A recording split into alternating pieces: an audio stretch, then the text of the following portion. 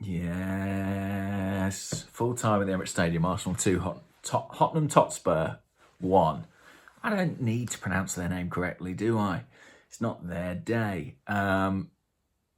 Great. Arsenal won the derby, came from behind, consigned that Eric Lamela goal to a scant consolation. His day ruined by his sending off and Tottenham's defeat. And I think Arsenal absolutely deserved their win today. I almost think to talk about this game, you need to look at it in two segments. You need to look at like the first 75 minutes or so, and then the last 15 minutes, because Arsenal, particularly in the last 10 minutes, really went to pieces. I think they were palpably nervous. You could see it on the pitch. The way the players were talking to each other, the way they were interacting, the way the manager was expressing himself. There was serious tension there. Arsenal did find themselves holding on against 10 men. And look, they should have managed the game better. But up until that point, I thought they were pretty excellent. And it's a big day for Mikel Arteta because he makes a huge call, leaving out Pierre-Emerick Aubameyang, who was late for a team meeting today. Puts his captain on the bench, his star striker, his goal scorer, and he comes away with the win. I mean, when you make a big call like that, it really needs to go for you. And I tell you, in the first half, there were a few times crosses went in the box and no one got across to their man, you know, and Lacazette was dropping too deep, not getting into the box, not looking dangerous. And I thought, is this going to come back to bite him? I would not have gone after Arteta for it because I personally believe that there have been a history of sort of cultural issues at Arsenal, and I think it's good that we have a manager who is prepared to draw a line. I don't think he's going to cut off his nose to spite his face in the case of Aubameyang, and everything he said after the match suggests, you know, he's very much prepared to kiss and make up. I think the player will have been extremely disappointed to be left out today and not even to have got off the bench.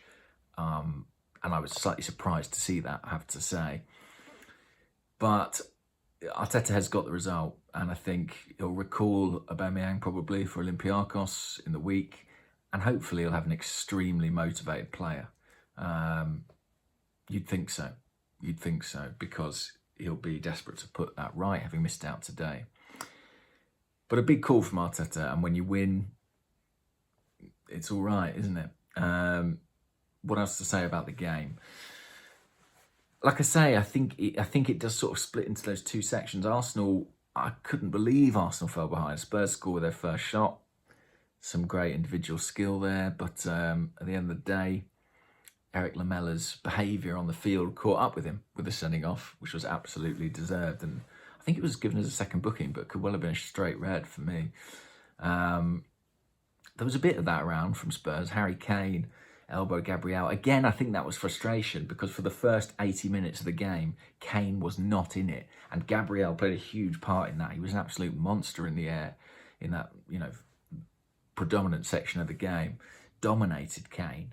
That changed a little bit in that final 10 minutes with Arsenal slightly holding on. I thought that the equaliser owed a lot to Kieran Tierney. Brilliant stop and go, cut back towards Odegaard, who, to be fair to him, has shown a knack of arriving on the edge of the box in that fashion. Not something I think he's massively known for previously. Arteta's talked about wanting him to do that, wanting him to score more goals. 2-2 for him. Could have another one, couldn't he, in midweek? And he's been in that position several times now. Gets a bit of luck with the deflection, but no one's complaining from an Arsenal perspective. We were unfortunate, you know, Emil Smith-Rowe and Cedric both struck the woodwork with good efforts from range. Smith-Rowe, by the way, was fantastic today off the left. I really do think people say, you know, this guy, he's got to be a number 10. I don't agree because I think he can kind of play as a 10 ostensibly from the left-hand side. I think he showed that. I think there's so much contrast between the way him and Odegaard play that they can interact and be in the same team really well, really effectively. And you know what? I think as much as we might have questioned the selection of Willian on the left in recent weeks, I think it's almost because he's the proxy for Smith-Rowe. And I think we saw today Smith-Rowe's the superior one of those two options. Speaking about options, on the right-hand side, we started Bukayo Saka. He was injured, came off at half-time with, I think, a hamstring problem. Seemed to be moving all right after the match. as far as I could tell in the celebrations. But Pepe came on and I thought was really good. And actually, I thought he had the better half of the two players. Makes a fantastic pass to Lacazette to win the penalty. And it was another good contribution from Pepe from the bench. Sooner or later, he's going to get that start that he definitely deserves. I thought Granit Xhaka had a very good game today. Lots of ball recoveries, good passing, good leadership at times. Thomas Partey, not quite himself.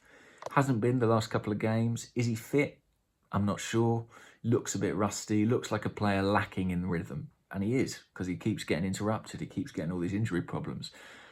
I'm kind of resigned to the idea that we're probably not going to see the best of Thomas Partey until next season. It's frustrating, but I think that's the case that we're in at the moment. Yes, we held on a bit at the end, and I think you could question the substitutions. I definitely think you can question the game management from Arsenal generally.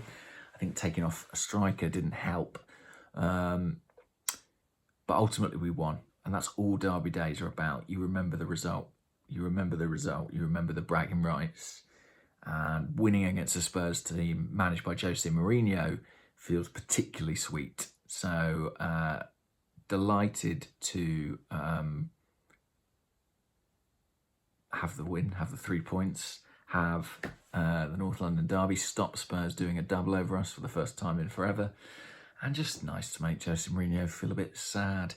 I'm going to leave it there. We're going to do an Arsecast Extra tomorrow. Handbrake off tomorrow as well. So lots of exciting derby content coming up. I'll speak to you all soon. Bye-bye.